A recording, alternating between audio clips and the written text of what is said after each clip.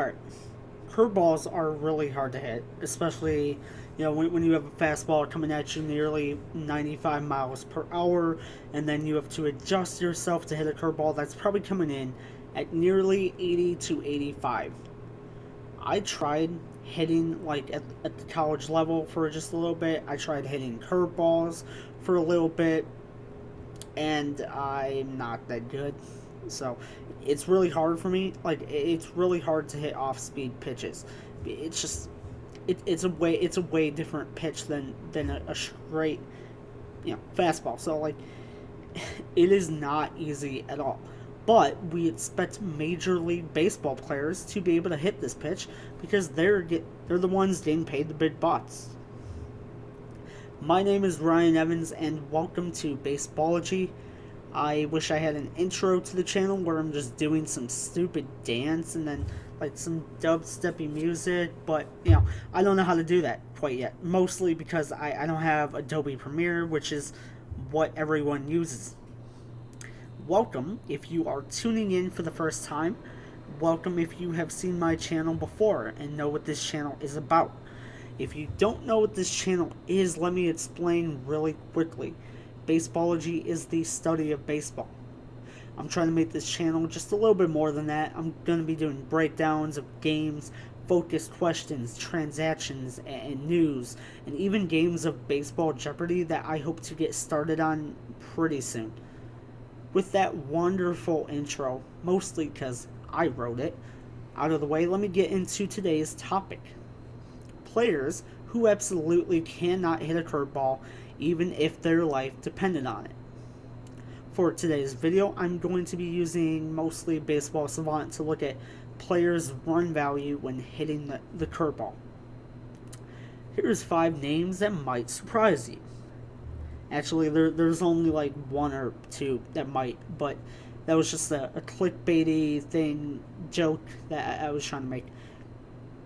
I'm going to talk about the worst 10 guys on the list because I don't like wasting time and blabbing on and on and on about a topic when there's almost no need to do that. Like, who wants to hear all 63 total players that qualify on the list?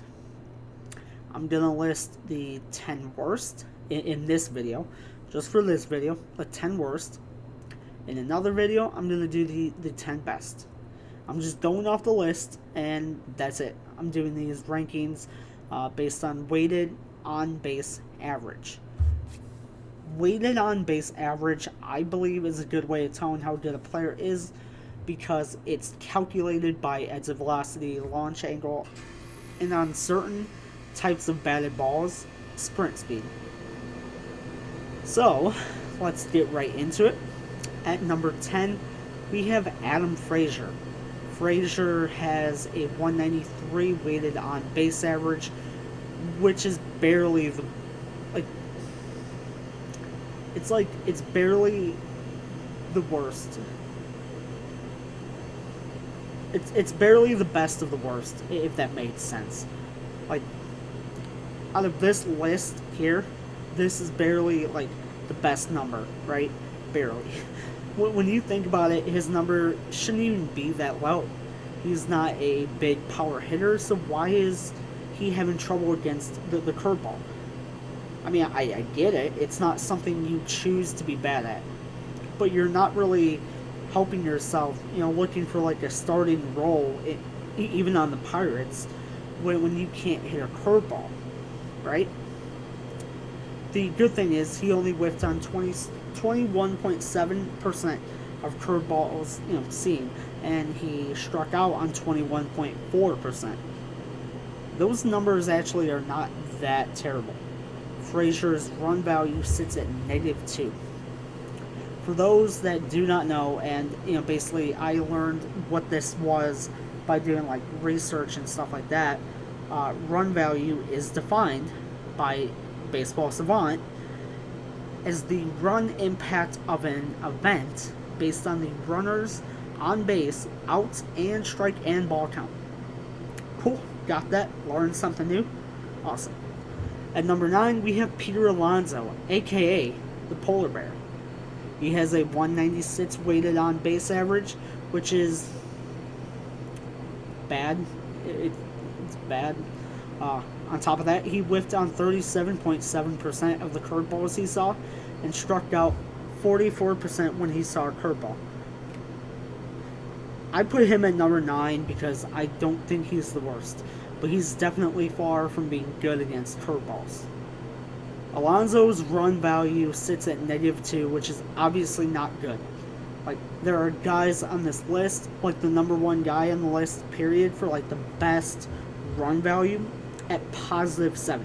So there's like a 9-point difference. If you have noticed, I moved my headphones a little bit. For some reason, they're being a little bit stupid. I don't know. Like, it's only working out like the left ear. It's stupid. Alright, continue. At number 8, we have one of my brother's favorite players, Gary Sanchez. Sanchez's weighted on base average is 188. So, if you can't tell, these numbers are going to get worse than this. I mean way worse. And it's quite insane to think it can get as bad as it actually gets. Like, the number 1 guy on my list here is pretty bad.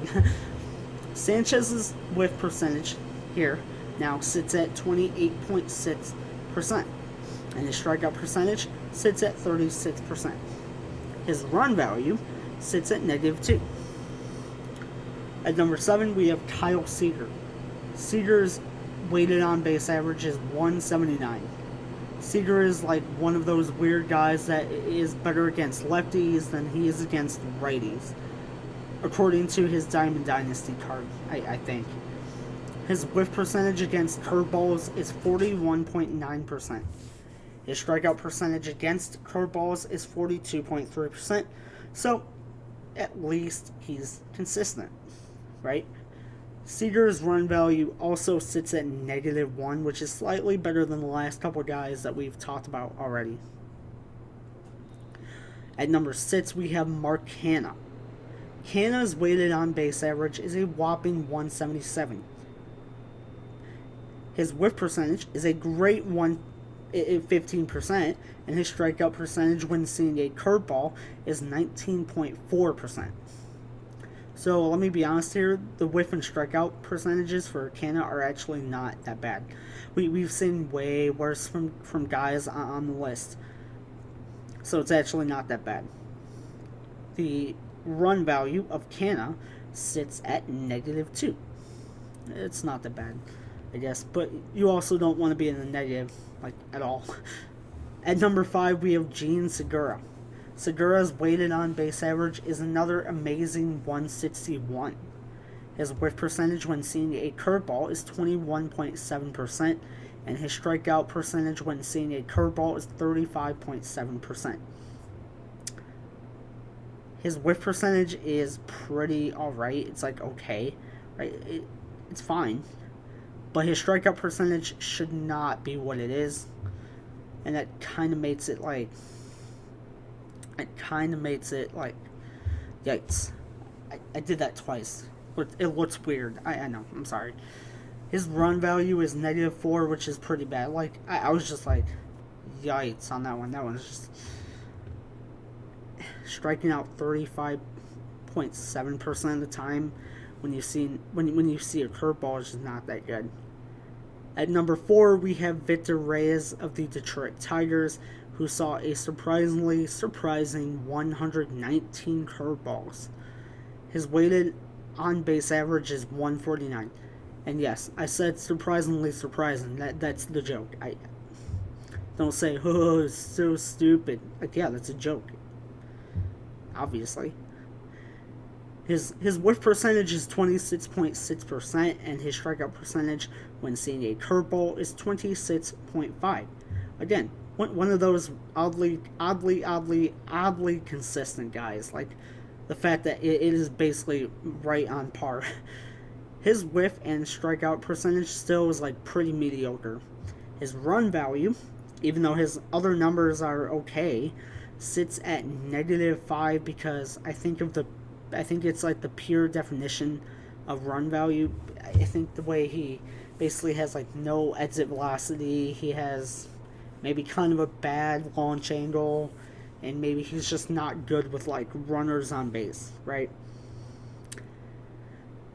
At number 3, we have Adalberto Mondesi. Mondesi has a weighted on base average of 164. His whiff percentage is a very, very, very bad 68%. And his strikeout percentage is a still very, very, very bad 60%. His numbers are very bad, and that's why he's sitting at number 3. Mondesi absolutely cannot hit a curveball. I mean, I don't think he can hit a fastball either. Like, he's one of those guys that is really only good for his speed, and that's it. His run value sits at -3, which is somehow not the worst. Okay.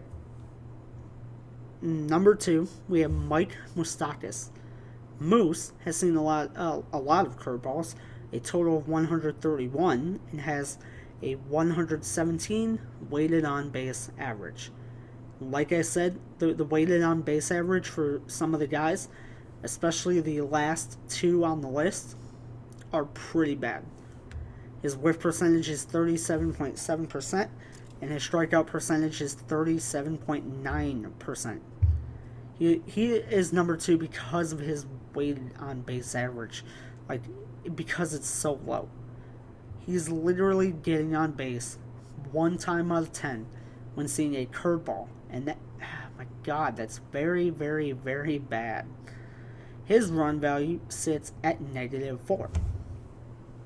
Finally, at number 1, the worst player, as of what I think, in the MLB at hitting curveballs, we have Rio Ruiz from the Baltimore Orioles. Of course it's the Orioles, right? Of course it's an Orioles guy that is like the worst at hitting a curveball. Then again, we don't really expect him to hit well, let alone hit a curveball well. Sorry, not sorry. I don't know. His weighted on base average is a 112. He has a whiff percentage of 37.8% when seeing curveballs, and a strikeout percentage of 40% when seeing a curveball. His run value is actually at -3. So, there you have it. Those are the worst players in the league at hitting curveballs, according to my rankings. Now, I'm not gospel, I'm not the gospel, so, like, my rankings aren't like, okay, yeah, but my rankings are not the gospel, like, that's my point, right? It's, you can kind of, like, analyze this any way that you want. It doesn't, like, if you want to, all of these guys are bad at hitting curveballs, so that's just kind of the point. It's like all of these guys kind of suck at it. Okay, so I plan on making a video about the best hitters against curveballs, so stay tuned for that one coming up shortly. That one should only take me like another day or 2. I'm hoping I get that one by like Wednesday. So, yep, stay tuned for that one. But if you enjoyed this video, if you learned something you never knew before, such as what a run value is, if you learned something you never knew before, please don't be afraid to hit that like button and hit that subscribe button. I love doing videos like this. You know, the ultimate goal of doing YouTube is obviously to be making money from it, so help me get there. You know, with that, stay tuned for new videos coming up shortly. And I'm going to try to do more like focused questions and even a game of baseball.